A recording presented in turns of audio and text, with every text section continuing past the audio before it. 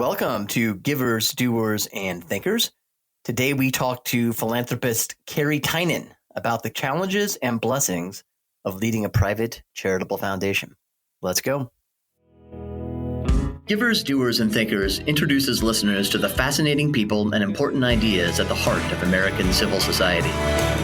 We speak with philanthropists, reformers, social entrepreneurs, nonprofit executives, religious leaders, scholars, journalists, and anyone else who will help us understand contemporary civil society's achievements and failures. My name is Jeremy Beer. Thank you for joining us. All right, thank you for joining us for another episode of Givers, Doers, and Thinkers. We are recording on December 21, 2022, the winter solstice in Phoenix, Arizona, which, come to think of it, is a pretty good place to spend a winter solstice. I am very pleased to have as our guest today, Carrie Tynan, Chief Executive Officer at the Adolph Coors Foundation. Carrie went to the University of Texas at Austin and was apparently on the 40 acres as an undergraduate while I was there as a graduate student. Before becoming an English teacher at the high school level and then joining the Coors Foundation, she worked her way up from program officer to director of programs to executive director to CEO, a position she has held at the foundation since late 2021. Except for its public policy grant making, the Coors Foundation is admirably focused on the state of Colorado, its home state, especially rural Colorado. The foundation supports nonprofits doing work in the areas of youth and youth development, adult work programs, entrepreneurship, and integrative medicine. We'll ask Carrie to elaborate on all that perhaps in the course of our conversation, but we're going to focus most of our conversation on what it's like to be a foundation leader today. Carrie Tynan, welcome. Thank you so much for having me, Jeremy. It is our great pleasure. So perhaps we can begin at the beginning, just start with the basics.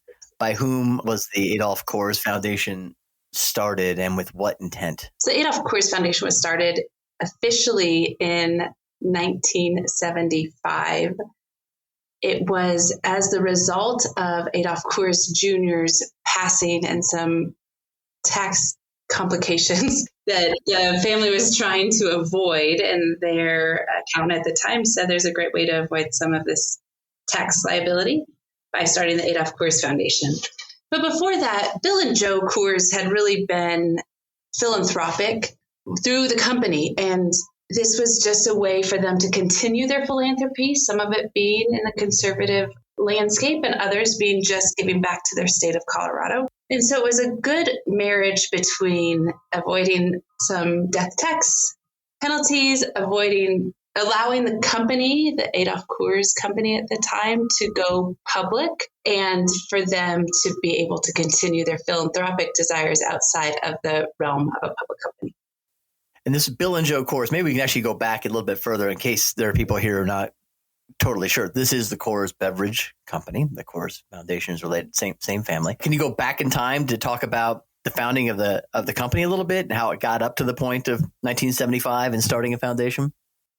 Yeah, so I believe this summer the company is going to be celebrating 150 years of existence.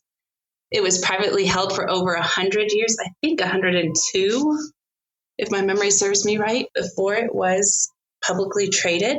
It was started by Adolph Coors, a stowaway from Germany. He landed on the East Coast and made his way looking for the best water that he possibly could find. He made his way to Golden, Colorado, where he found that exceptional water. He was originally in a partnership with Jacob Schuler. Then they started the company, and shortly after that, Adolph bought out Jacob Schuler, and the company was officially named the Adolph Coors Company. The company survived Prohibition, which was a big deal when all of a sudden they weren't allowed to sell or distribute or make alcohol. And they had some creative ways to accomplish that. And they survived a really tough time having to reinvent your business when your sole business is based on alcohol. And so Adolph Sr. passed the company on to Adolph Jr. And at Adolph Jr.'s death, he passed it on to his sons, Bill and Joe Coors. And those are really the original donors of the Adolph Coors Foundation. It was named the Adolph Coors Foundation to honor their father, Adolph Coors Jr., but it was after his death that the foundation was established. In what ways do you think the foundation's grant making, its mission has been shaped by the experience of coming out of a company like Coors? How has that sort of shaped the way it thinks about making grants or what it gives grants to? I always think about the foundation and the donor intent. We talk a lot about donor intent at the Adolph Coors Foundation because our goal is to protect Bill and Joe Coors' intent was when the foundation was started with them as living donors. And there's two big prongs that came out of those early days. One was giving back to a state that has been so generous to the family and the company for 100+ years.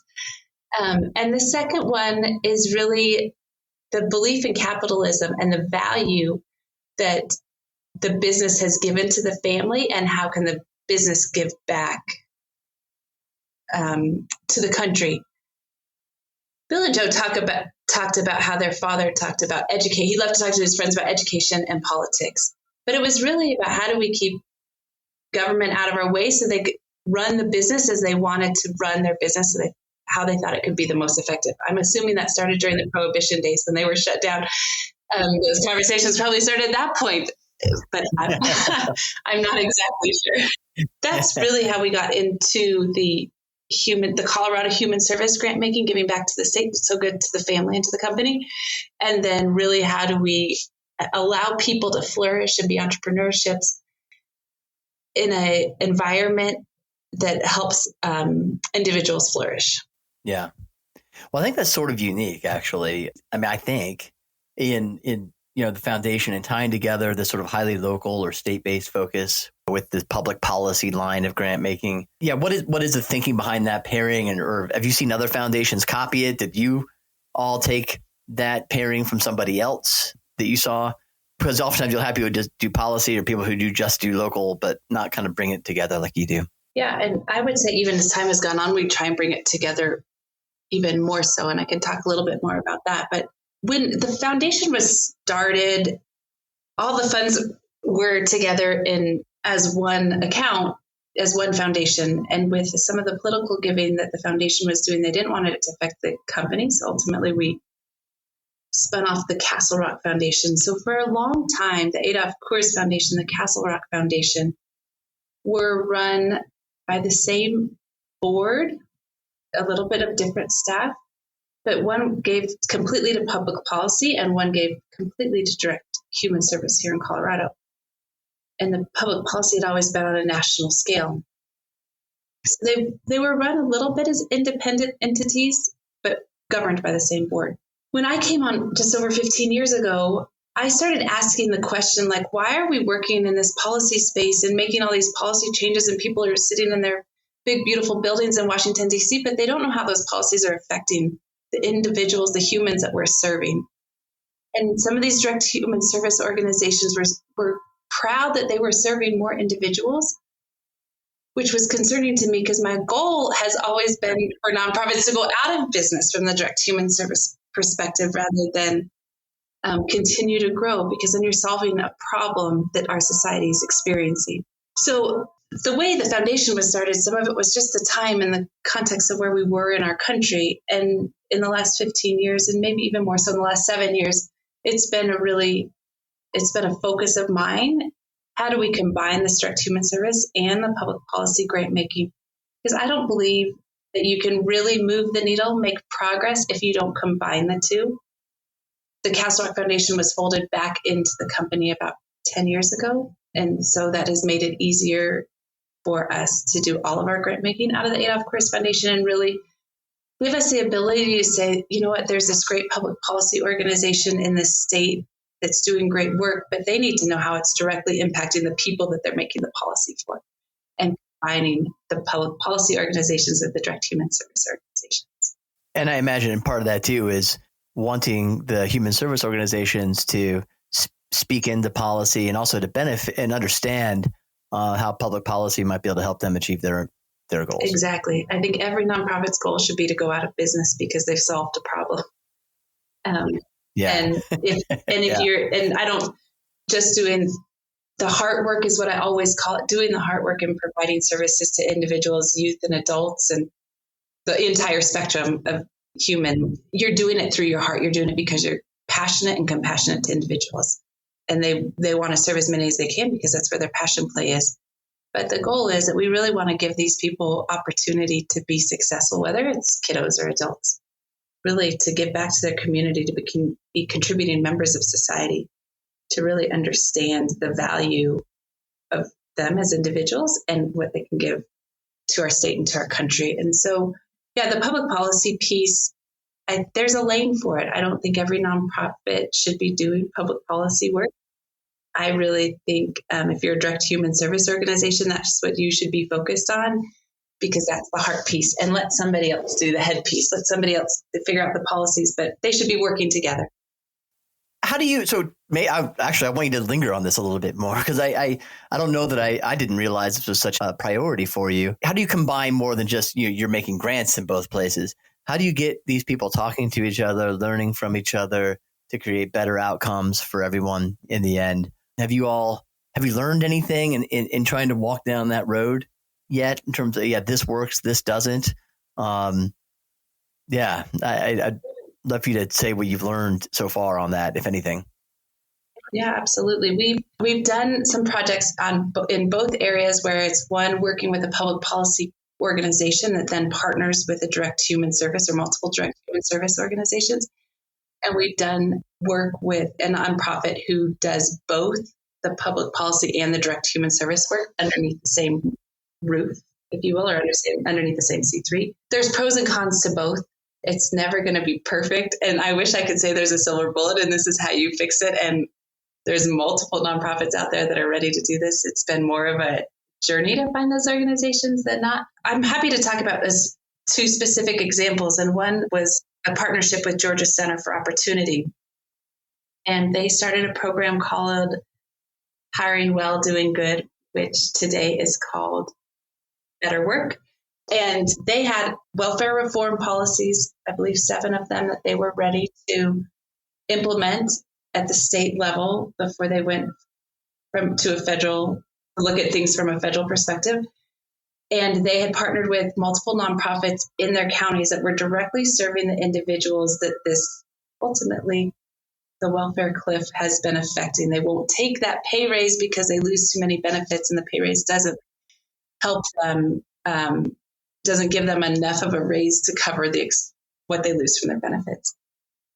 And COVID affected that project a little bit, but I believe it's further along today than we ever imagined where it would be. But it's really, how does the public policies that are trying to be implemented in the State House directly affect those individuals that are trying to find jobs, trying to get pay raises, trying to become self-sufficient, contributing members of their society in Georgia. And so that was a situation where we had a public policy organization partner with direct human service organizations. On the other hand, we did, which was formerly called Generation Justice, and now is called the Center for the Rights of Abused Children.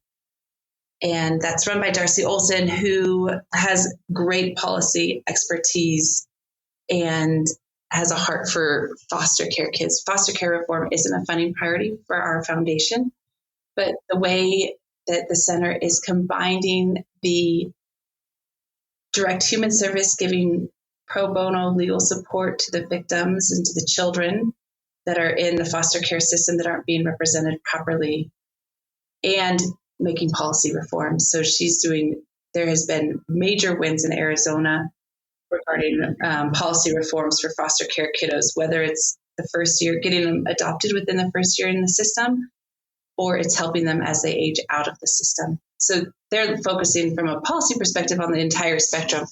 And then from a human service perspective, they focus on the kids and how can they help them find their forever family. Yeah, and some legal representation and stuff like that, I think. Exactly. Yep, you're exactly right. Well, Darcy and Mandy Hicks, there's some nice shout outs for you right there.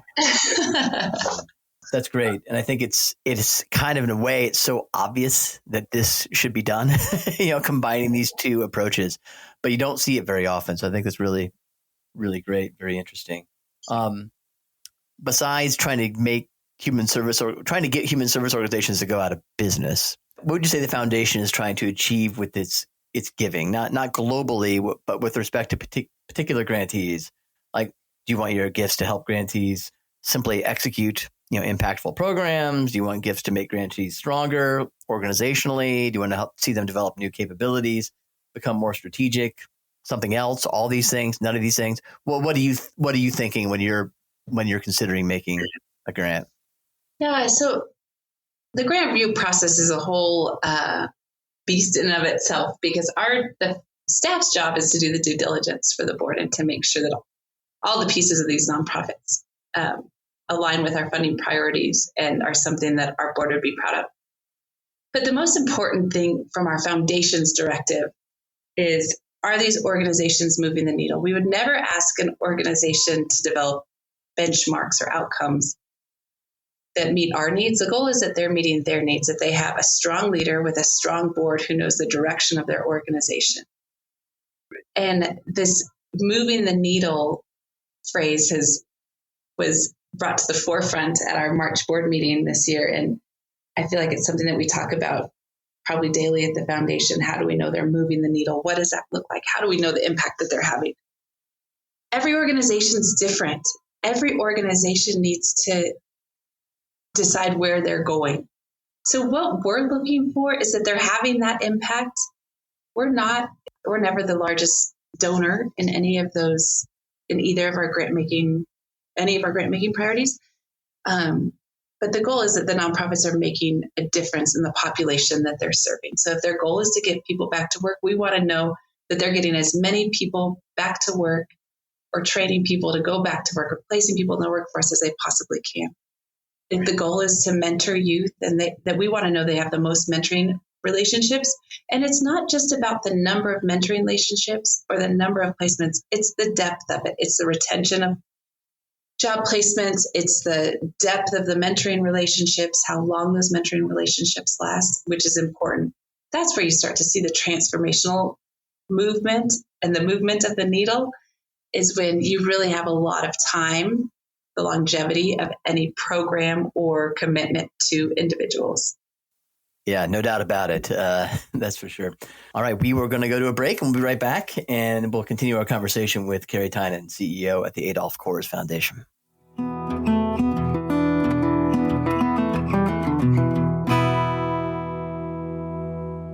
Hey folks, I'm Jack Fowler, the author of Civil Thoughts. That's the free weekly email newsletter for the Center for Civil Society at AMPHIL, where we try to strengthen civil society. Civil Thoughts gives you a dozen plus recommended readings. Here's a link. Here's an excerpt of important articles and essays that I've come across in the previous week.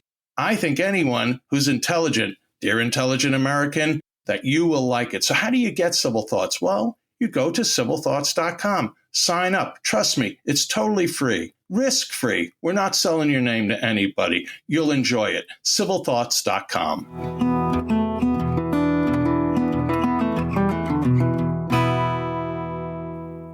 All right, we are back. We are speaking to Carrie Tynan, the Chief Executive Officer at the Adolph Coors Foundation. And Carrie, okay, now we're going to get into some more questions about being a foundation leader. Less about what the Coors Foundation specifically does, although it all comes back to your experience. Some of these questions suggested by my colleagues here at AMPHIL, who are always eager to hear how foundation leaders think and how they go about their job. So first question for you is about how you've navigated the challenges that come with leading, what is this, sort of a family foundation, I guess? I don't know if you would accept that characterization, but it's come out of a particular enterprise. What good advice have you received, and what bad advice have you received? Leading a family foundation, and we still consider a family foundation, we have 8 family members on our board. And as my staff has always said, they feel like they're going to somebody else's Thanksgiving dinner during a board meeting. When you sit at, you hear how cousins and siblings and aunts and uncles have conversations around a table around politics, believe it or not, is always interesting. So I firmly believe we're a family foundation, and we're run that way. We will always have family board members, and hopefully 100% of them will stay family. That's our charter. But I think running a family foundation is extremely unique. There's pros and cons. We had our original donors, Bill and Joe Coors, and Joe's two sons sit on our board in leadership roles. And so from the foundation perspective, I say we're on the third generation, but it's really from the company perspective or the family perspective, we're fifth generation. There's just uniqueness that plays into that, how conversations happen and how you prepare the board. Staff always talks about how we spend 100% of our time focused on these nonprofits and focused on our grant making and what's happening across the country in the philanthropic world. And our board comes in and they maybe spend a total of 20 hours a year with us in our board meetings. And so they put a lot of trust and ownership on the staff to make sure we do the diligence that they want and that they expect out of us so that they can make the right funding decisions in the board meetings. I guess I would say the lessons I've learned as a foundation leader, working with a family is always unique and you have to learn personalities. And that probably goes for any board. My board isn't high maintenance. They don't call and email regularly, which could be good. But it's also, I've learned to rely on other people in similar roles, whether they're at a family foundation or just operating foundation or community foundation. Wherever leaders fall, that's what I've had to rely on. In our situation, a lot of people from the public policy space knew Joe Coors or spent time with him or were at an organization that he started. So I rely on them a lot to understand the grant making and what he, just to learn about him as a leader. I also think giving away money is not easy. Everyone thinks the grass is always greener on the other side. And first of all, we have limited resources. So, and I think that goes for any foundation. You could give away $1 million a day and it's still limited. You can't give as much as you want. There's always more that you would want to give. So we have limited resources is our first challenge. And then the second challenge is we need to make sure that we honor donor intent and finding those organizations that align with the foundation. And if anyone reads my bio, it says the foundation would have no money left. It was up to me because I haven't met a nonprofit that I don't love, which is the truth, whether we fund them or not. I think nonprofits are out there to help our society. But from a leader perspective, you have to make those decisions that sometimes can be hard and help people understand why at this time they might not align with our funding priorities or how they could potentially in the future. Mm-hmm. Can you think of any bad advice you've gotten, Carrie, as you've kind of come into this role that you've now rejected and said, that was dumb? Probably the only bad advice comes from me. When my predecessor, John Jackson, left the foundation, I was like, I'll just be like John. He had great vision. He had great passion. We all loved working for him. And then I realized I'm not John Jackson. And as much as I loved working for him and as much of a value and asset he was to the Adolph Coors Foundation for his 20 years that he was with us, I needed to realize that I needed to be who I am or run the foundation how I see best fit. How you're capable of doing so. Well, that sounds like good advice, not bad advice. We'll leave the bad advice alone. That's good advice, I think, for everyone. All right. Hey, what do you think, someone in a position like yours, what do you think is the right posture toward grantees and prospective grantees? Is it as a coach, mentor, cheerleader, supporter? Or maybe even if you want to turn that around in a negative way. I guess I don't know why I'm going so negative today, but what's the wrong posture too, that a giver or a foundation leader might have towards its grantees or prospective grantees? This is a great question because our foundation always looks at nonprofits for who they are and what they're doing, who their leaders, who their board is, what outcomes they're having. So we're more like nuts and bolts. How is it happening and what is happening?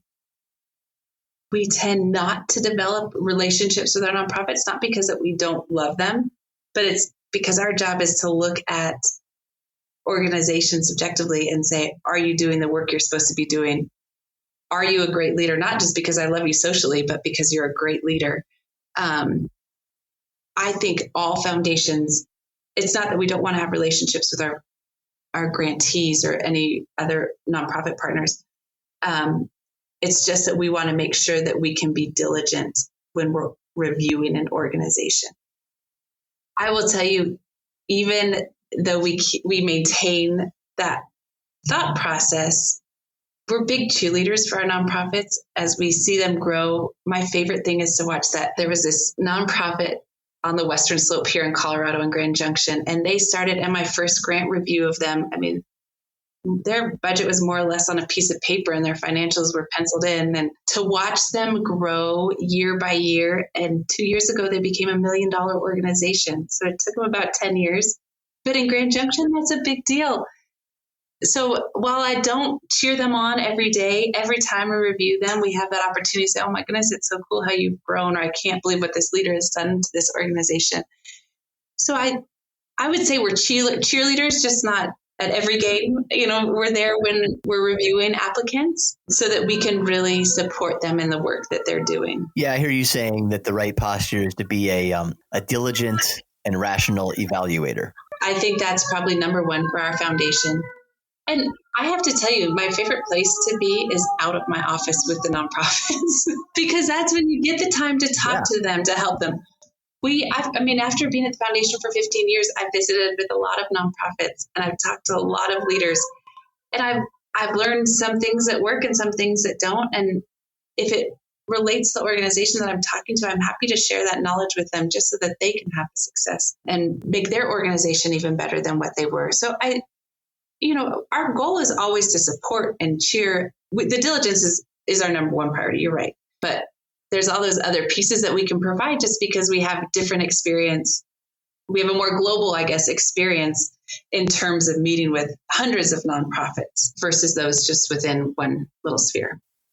What you just said, I think, is so important. I'm actually very surprised often at how little some foundation leaders or grant officers get out of the office and are meeting with their grantees or prospective grantees on the grantees' turf rather than on the foundation's turf. Just how important is that for you to be able to evaluate well for no other reason, not only sharing knowledge and so forth, but just to kind of really get the scoop on what's happening at a particular organization?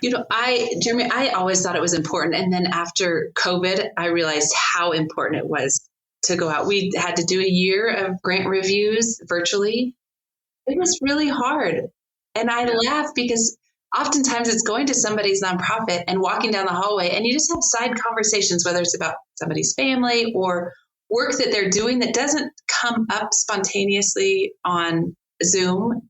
And so for us to be on the nonprofit's turf is extremely important. I think, one, it breaks down that barrier that foundations are two-headed monsters and we're really scary. And we're not that type of an organization. Our goal is really to understand what other organizations are doing so we can get rid of this money that I said is really hard to give away. And so to be on somebody else's turf in Colorado, the fun part is with the direct human service organizations, we get to see the kids at work, or we get to see the job training that's occurring. We get to see the tutoring that's happening. Whatever it happens to be, I love seeing the kids. That's part of the heartstrings that gets pulled. I think that's part of the reason the board doesn't do site reviews, because I think they fund all these organizations too. But to be able to talk to these nonprofits and just have conversations with them to understand the real issues, there's nothing like being in person and with them. And I'll also tell you, there's oftentimes that hallway talk, or that talk is they're giving us a tour of their organization, that we learn about a program or a project that may be of interest to the foundation that we want to dig in more, or we're like, that is right up our board's alley. Let's talk more about that, which doesn't happen necessarily when they come to your office and they're nervous or intimidated. Yeah, that sort of serendipity, that opportunity for serendipity is gone. By the way, do you think this applies? I think most people think so. I'll say it anyway, but if you don't have to be a foundation leader for this to be important, right? If you're just a giver at an ordinary, maybe a larger than ordinary, but not extraordinary level, how important I would think as a giver it is to go see it in action and see the leaders and everybody in their offices and get a vibe for a place. What kind of leadership is happening here? What kind of organizational capability and functionality is happening here? Jeremy, I think it's really important. I think that's when we talk about individual donors too, specifically, that's oftentimes it's like, why are you funding this group? You love the leader, you love the organization, you love the mission, but you've been to their fundraiser, you've been to their event. The foundation's a little less like that. But from an individual perspective, it is. It's like they changed the life of a friend, or, it's all that. It's the connectedness to the nonprofit for whatever reason, which I think is extremely important. I think from a foundation perspective, it's important too, just from a diligence perspective. Right.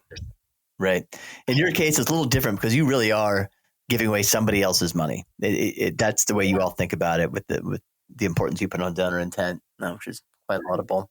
All right. Question. Here's one of the questions from one of my colleagues, Carrie. What type of ongoing communication do you like to get from grantees? Jeremy, I feel like this is a loaded question.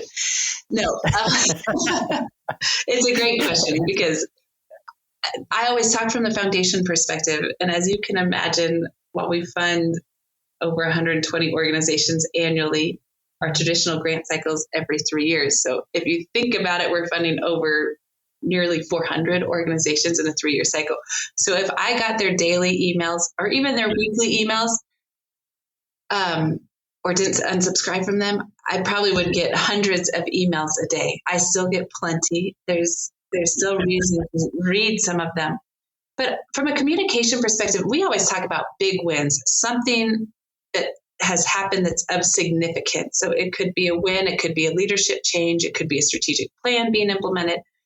Anything that's of significance that would change the trajectory of an organization. We love that type of communication because it's more authentic. We understand it's important to keep regular donors who don't get thousands of emails a week up to date on what's going on and share the information, but it's information overload for our foundation. That's part of the reason we do in-person site visits, because we really can get an update on what's going on in the last 12 months or what the plan is for the next 12 months. So we prefer those high-level communications when you have something really important to tell us that you just can't wait to tell us, but we don't want to have to read through 2 pages of an email to get to the crux of what you're trying to say. That's good. Yeah, important things.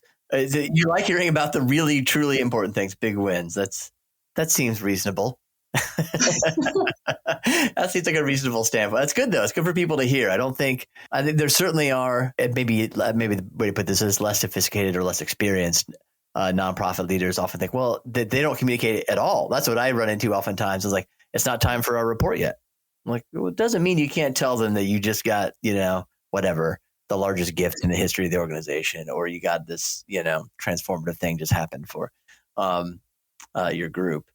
So often I see it the other way, not just adding you to the email list, but like just thinking like it's only report time. That's when we report, and never at any other time. Yeah, Jeremy, that's a great point, because it is important that those big gifts or those big wins are communicated to your donors. Yeah. You just never know. And sometimes just coming into their email, once a quarter even, just to pop in and say, hey, just want to let you know this is what's happened. Just allows us to think about you more regularly. Yeah. Not lose you too much. Exactly. All right. Finish this sentence, Carrie. I hate it when my grantees blank. Spell Adolph incorrectly. As a former English teacher, typos. I don't really even mind typos, but when you're applying to the Adolph Coors Foundation and you spell Adolph with an F instead of a PH, or even if you're an applicant for a job, spell it with an F instead of a PH. It just makes you think that they don't care as much as you would hope they would to know the name of the organization they're applying for a grant. No kidding. Wow. Yeah, the detail orientation is not there. Yes. Anything else you'd like to call out? And you're a nice person, so you may not want to call out too much. But that would be the number one thing. I think the number 2 thing would be, I feel like in this development, people or nonprofits, when they submit applications, they want to make sure that it's like eloquent and really beautifully written. And I always say, you have to remember, we're coming into your organization once every 3 years, and our board is looking at this once every 3 years for fewer minutes than we look at it. Talk to us like we're second graders, and that's okay. We're not, don't use your nonprofit's lingo. because oftentimes I have to translate that for my board anyway. And so if you could just talk like you're talking to your grandma or to a second grader, whichever direction you want to go from an age perspective, it's really helpful. And I always encourage nonprofits to share their grant application with somebody who's not in the field to make sure they understand what they're reading. That is great advice. So that it's just common sense. You know, you're using common sense language. Yes. To share your mission and what you're doing and the impact you're having. That's fantastic advice. I like that a lot. Well, let me turn it around because, again, I think I've been like 3 negative questions today. I love it when my grantees blank. I love it when my grantees do their due diligence on their end. So that would be my first, is that nonprofits, it's really easy to apply to the Adolph Coors Foundation. We're pretty wide on funding priority perspective, but I love it when nonprofits can say, I know I looked at your website and it doesn't look like we fit, but can we have this conversation? That saves everyone a whole lot of time. So when they do their due diligence about the foundation, I also love it when grantees applications are easy to read. So that goes back to what I hate, but it's also what I love. Because if we can easily get through an application, we can understand what they're trying to convey, what change they're trying to make, or what impact they're trying to have. It makes it a whole lot easier for us. I also appreciate it when nonprofits are proactive when they have a pending application. So if we don't have your audit, let's say, when the application's due, if you send it to us as soon as it's available and we're not having to pester you, that's wonderful. I think email responses, I know that sounds silly.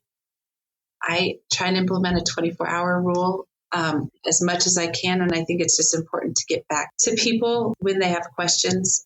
Are you saying that there are some nonprofits who don't get back to you to your questions within 24 hours? It's pretty surprising.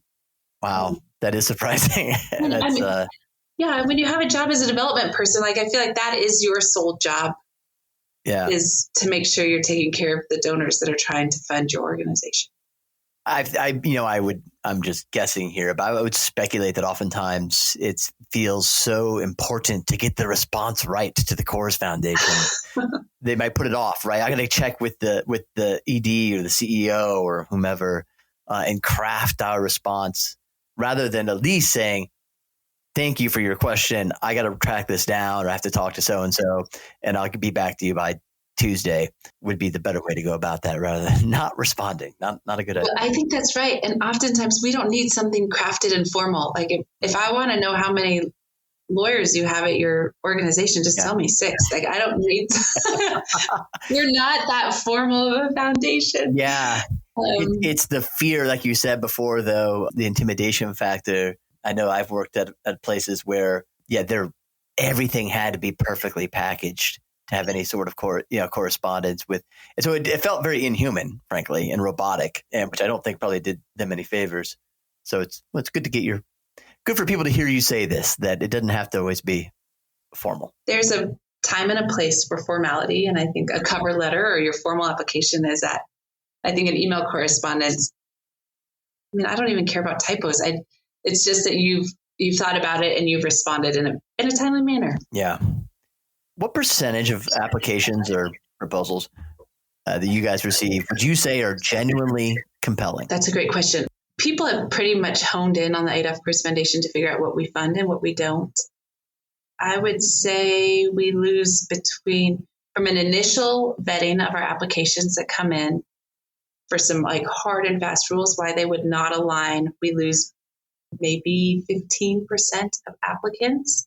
And then we do then a deeper dive on all of those applicants. And most of the time they go forward to a in-person review or Zoom if we need to do Zoom. Sometimes in rural Colorado, we don't always get out there, but for sure 80% of the organizations that apply get funded or get reviewed. I wouldn't say they get funded. And then I think it's interesting in the public policy space, we're probably about the same percentage in both of them.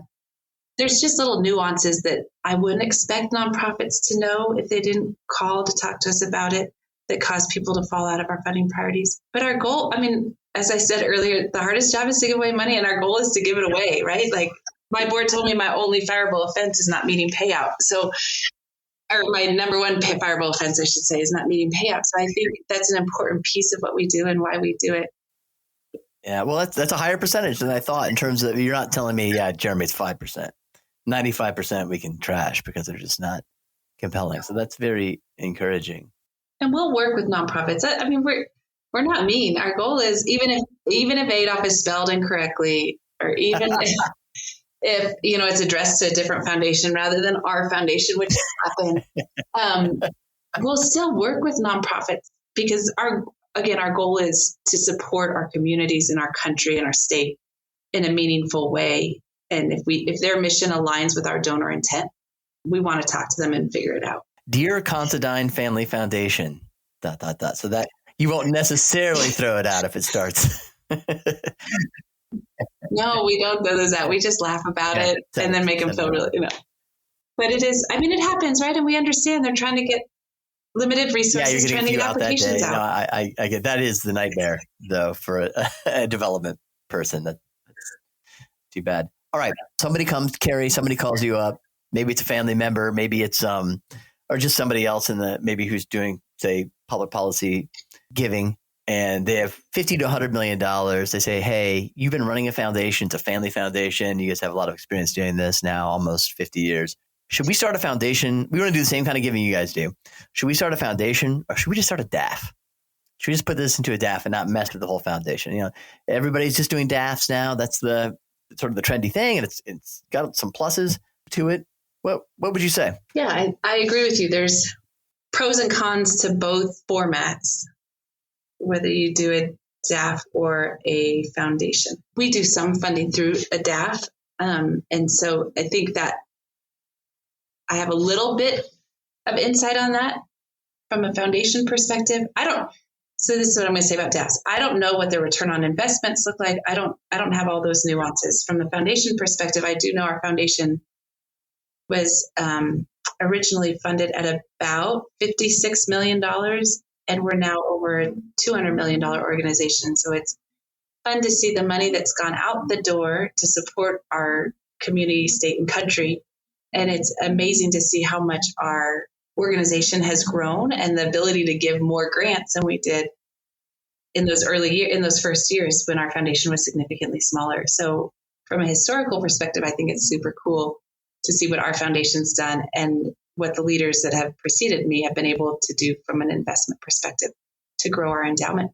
I also think the tricky part with a foundation is donor intent.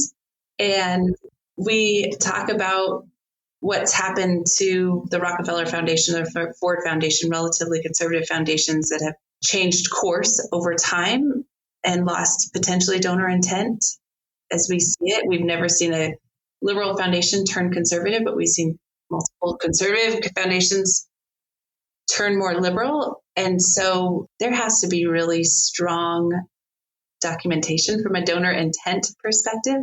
And then leadership and the board to be able to carry that on is extremely important. It's risky. It could be risky at a DAF as well, but if you do a philosophically aligned DAF, then that can be helpful. And the operating costs, of course, are more at a foundation. But I believe everyone who's worked at the Adolph Coors Foundation in the last 45 plus years, it's given them a little insight into the Coors family and makes them feel a little bit connected to the family and their philanthropic giving and what it means to them. And there is something special to be leaving that legacy, handing that legacy down to not even family members, but just to people who believe in the mission and the vision of the foundation. Yeah, that makes sense. And let me ask you this, and nobody ever talks about this, and I haven't really thought about this much myself, so sort of off the cuff, but is there, for your mission, for the mission of the foundation, is there an advantage to in terms of advancing that mission to the institutional heft of a foundation versus a donor advised fund? Like just sort of like there's a flag planted, the name Coors Foundation in the state of Colorado, that sort of flies the flag for the mission and the organizations that you're supporting. I think that's probably right. We do this with other foundation peers, like, oh, if that foundation's already funded them, we know that they're in the right place. And I do think we've heard from nonprofits who say, a grant from the Coors Foundation spurs other donors to contribute because they feel the same way. Like the Coors Foundation's done the diligence in a manner that they trust and they believe in. which is something we take such pride about doing. So I do think there's something to be said about having that stake in the ground as the Adolph Coors Foundation from a state level and a national level. We'll see how that continues. I always say, what do the next 50 or 100 years look like? And what will the Coors Foundation look like at that point? But there is something that ties back to the company, to the family, and to this state. And our national grant making really ties back to Joe Coors and his passions. Well, Carrie Tynan, thank you for taking time right before Christmas to be with us today and have this conversation. We really appreciate it. Absolutely. This has been fun. And thank you for the thoughtful questions. I have had a great time having this conversation, and hopefully it's helpful to those who are listening. I know that it will be. Carrie Tynan, CEO of the Adolph Coors Foundation. They are at CoorsFoundation.org online. If you fit their funding priorities, and only if, you might want to ping them if you are a nonprofit leader. Spell Adolph correctly, though, if you do. Thank you, Carrie. We'll talk soon. Thank you so much.